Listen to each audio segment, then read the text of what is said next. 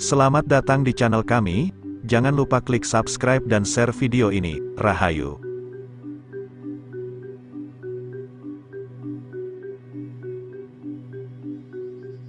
Semar memiliki bentuk fisik yang sangat unik, seolah-olah ia merupakan simbol penggambaran jagat raya.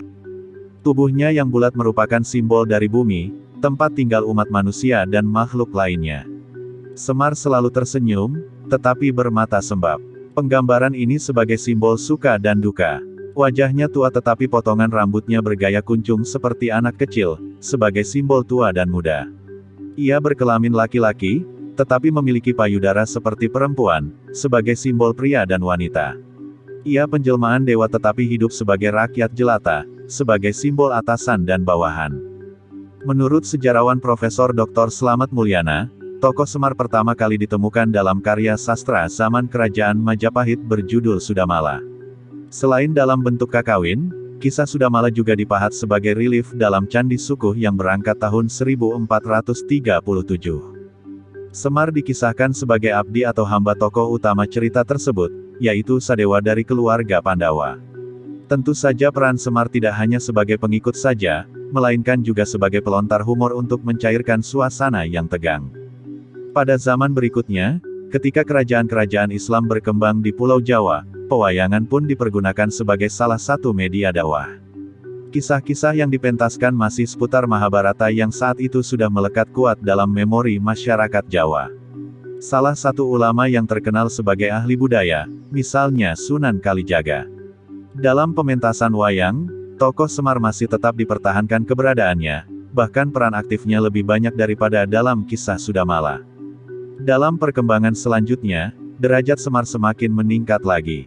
Para pujangga Jawa dalam karya-karya sastra mereka mengisahkan Semar bukan sekadar rakyat jelata biasa, melainkan penjelmaan Batara Ismaya, kakak nomor 2 dari Batara Guru atau Sang Hyang Jagat Guru Pratingkah, Sang Hyang Batara Manikmaya, Sang Hyang Batara Nilakanta yaitu Raja para Dewa, dan Raja Tribuwana. Terdapat beberapa versi tentang kelahiran atau asal-usul Semar. Namun semuanya menyebut tokoh ini sebagai penjelmaan dewa. Dalam naskah Serat Kanda dikisahkan, penguasa kahyangan bernama Sang Hyang Batara Nurasa memiliki dua orang putra bernama Sang Hyang Batara Tunggal dan Sang Hyang Batara Menang, Sang Hyang Asiprono atau Sang Hyang Asiprono. Karena Sang Hyang Tunggal berwajah jelek, maka tahta kahyangan pun diwariskan kepada Sang Hyang Menang. Dari Sang Hyang Menang kemudian diwariskan kepada putranya yang bernama Batara Guru.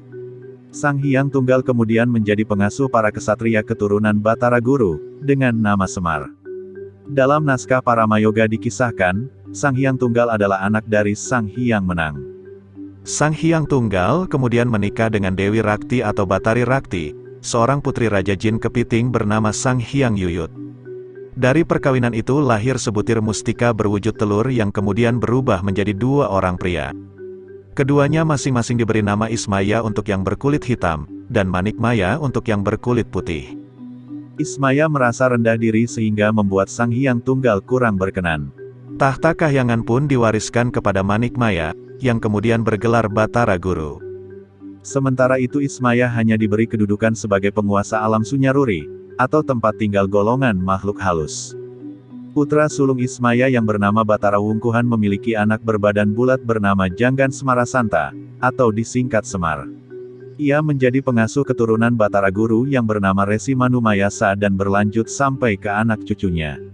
Dalam keadaan istimewa, Ismaya dapat merasuki Semar sehingga Semar pun menjadi sosok yang sangat ditakuti, bahkan oleh para dewa sekalipun. Jadi menurut versi ini, Semar adalah cucu dari Ismaya. Dalam naskah Purwakanda dikisahkan, Sang Hyang Tunggal memiliki 4 orang putra bernama Sang Hyang Batara Puguh, Sang Hyang Batara Punggung, Sang Hyang Batara Manan, dan Sang Hyang Batara Samba. Suatu hari terdengar kabar bahwa tahta kahyangan akan diwariskan kepada Samba. Hal ini membuat ketiga kakaknya merasa iri. Samba pun diculik dan disiksa hendak dibunuh. Namun perbuatan tersebut diketahui oleh ayah mereka. Sang Hyang Tunggal pun mengutuk ketiga putranya tersebut menjadi buruk rupa. Puguh berganti nama menjadi Togok Tejo Mantri sedangkan Punggung menjadi Semar. Keduanya diturunkan ke dunia sebagai pengasuh keturunan Samba, yang kemudian bergelar Batara Guru. Sementara itu Manan mendapat pengampunan karena dirinya hanya ikut-ikutan saja. Manan kemudian bergelar Batara Narada atau Resi Kaneka Putra dan diangkat sebagai penasihat Batara Guru. Dalam naskah Purwacarita dikisahkan, Sang Hyang Tunggal menikah dengan Dewi Rekatawati putri Sang Hyang Rekatatama. Dari perkawinan itu lahir sebutir telur yang bercahaya. Sang Hyang Tunggal dengan perasaan kesal membanting telur itu sehingga pecah menjadi 3 bagian, yaitu cangkang, putih, dan kuning telur. Ketiganya masing-masing menjelma menjadi laki-laki. Yang berasal dari cangkang diberi nama Antaga, yang berasal dari putih telur diberi nama Ismaya, sedangkan yang berasal dari kuningnya diberi nama Manikmaya. Pada suatu hari Antaga dan Ismaya berselisih karena masing-masing ingin menjadi pewaris tahta kahyangan. Keduanya pun mengadakan perlombaan menelan gunung. Antaga berusaha melahap gunung tersebut dengan sekali telan namun justru mengalami kecelakaan. Mulutnya robek dan matanya melebar. Ismaya menggunakan cara lain, yaitu dengan memakan gunung tersebut sedikit demi sedikit. Setelah melewati beberapa hari seluruh bagian gunung pun berpindah ke dalam tubuh Ismaya, tetapi tidak berhasil ia keluarkan. Akibatnya sejak saat itu Ismaya pun bertubuh bulat. Sang Hyang Tunggal mengetahui ambisi dan keserakahan kedua putranya itu. Mereka pun dihukum menjadi manusia biasa dan harus turun ke dunia. Manikmaya yang kemudian diangkat sebagai Raja Kahyangan Tribuwana, bergelar Batara Guru. Antaga dan Ismaya pun turun ke dunia.